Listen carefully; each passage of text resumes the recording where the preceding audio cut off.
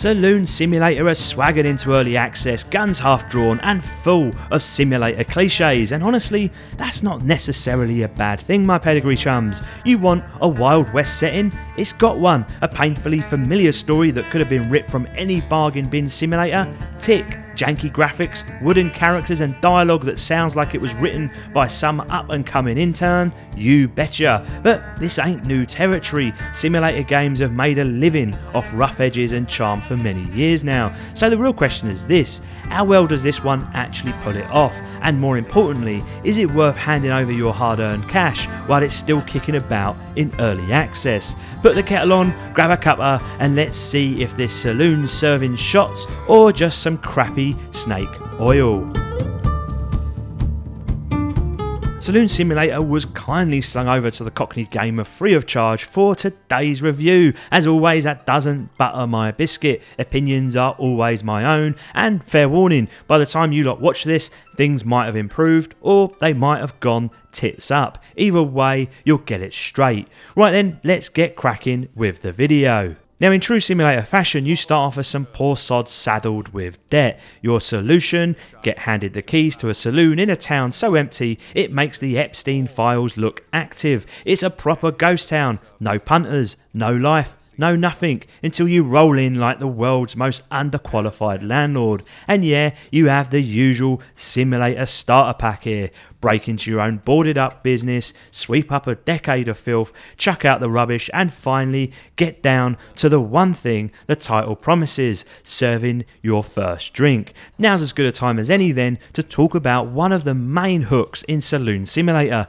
getting punters absolutely bladdered on drinks that wouldn't look out of place at a student bar crawl. And fair play to the devs here, this bit's actually well thought out. You've got a radial selector system that just makes sense. Start with your glass choice, be it a bar glass, a shot glass, whatever.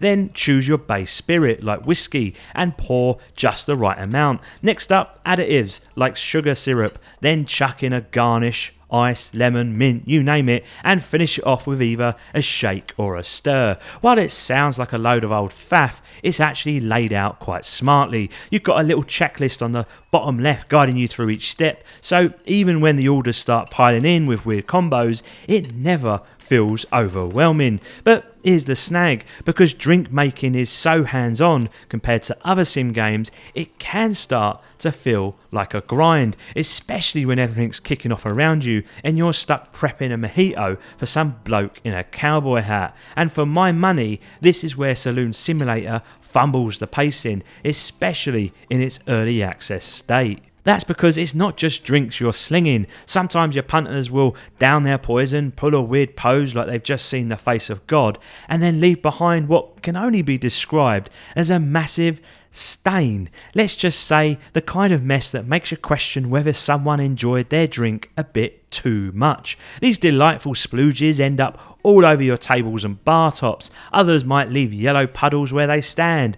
Piss, dust, spirits from the other side, who bloody knows? Either way, out comes your broom. Then there's the cooking. Yeah, a full kitchen setup. Mini games galore. Just like the drink system, you're faffing about with a radial menu, knocking up spicy, salty or sweet dishes that look about as appetizing as roadkill. Soon enough you're running around like a blue-ass fly, pouring drinks, serving grub, scrubbing fluids off furniture, and getting rooms ready for the next guest to come in and bash one out. And the worst bit of all, you've got no staff to help you. Not unless you count some Billy Joel reject who plays the piano every now and again. It's chaotic, it's overwhelming, but after a while, you do start to wonder, does any of this even matter? You see, you can close the bar mid-chaos if you fancy, to mop up the cum stains or restock the shelves, which, by the way, your supply chain is conveniently plonked just outside the saloon doors next to a horse and cart,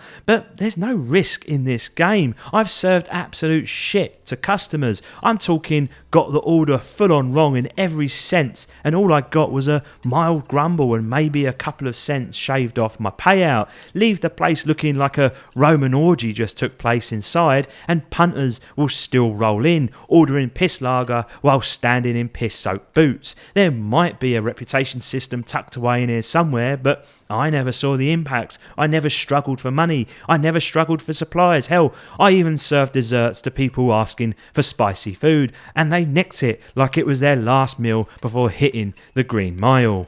And it's around this point I realised Saloon Simulator isn't really about running a bar under pressure. It's not about survival, strategy, or even basic customer service. It's aiming at something else entirely, and for me, that's where this game will either win you over or lose you entirely. Saloon Simulator then is actually built around its story. Every character you meet is tied to some function. There's a bloke who builds furniture, help him lug a few boxes about, and he starts crafting tables for your bar. Then there's the weirdo by the trash heap, doesn't pay you a penny, but drop your bin bags in his pile of filth and he hands you decorative items like it's Christmas morning. You'll meet a whole parade of oddballs, including the main contacts, a geezer called W, and it's here the bigger plot kicks in. W works for a bloke called Locke, a proper nasty piece of work who doesn't give a shit. The problem is, I didn't give a shit either. These missions are dull. Carry a body here, shift a crate there. It's all busy work dressed up as drama.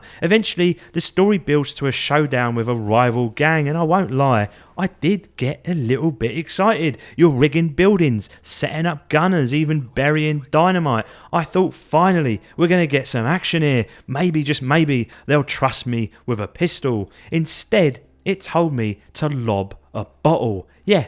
Throw a bottle at an armed gangster. He drops like a sack of shit, and that's your big finale. Credits roll, game over, until they patch in more content down the line. It took me about 5 or 6 hours to reach that point, and from there it's in free play mode. Keep grinding cash, upgrading your saloon and cleaning up stranger stains, but right now it does feel early access in every possible sense. That same early access vibe carries through to the graphics as well. Now, to be fair, Saloon Simulator looks miles better than a lot of other sim games clogging up Steam. What really sold it for me was the sense of scale. You're not boxed into just the bar. You can wander the whole ghost town, from the local furniture shop to the railway station and post room. Even your own saloon is packed with rooms to unlock and explore, and most areas actually feel like they serve a purpose. Sure, the character models look like they've all just recovered from a minor stroke. Some textures are rougher than an Essex girl's arsehole, and the lighting's basic at best. But, and here's the thing,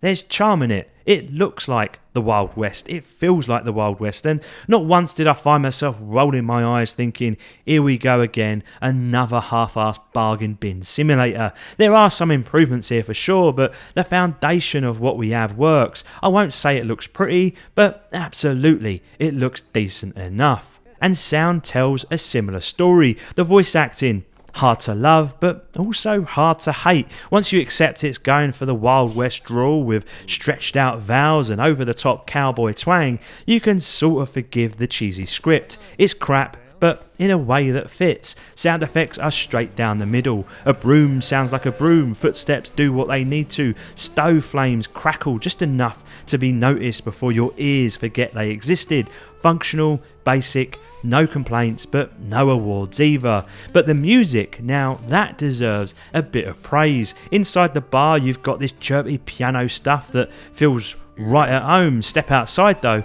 and it shifts into twangy atmospheric western tunes. It's all moody, all era appropriate, and I'll be honest, I actually quite enjoyed it.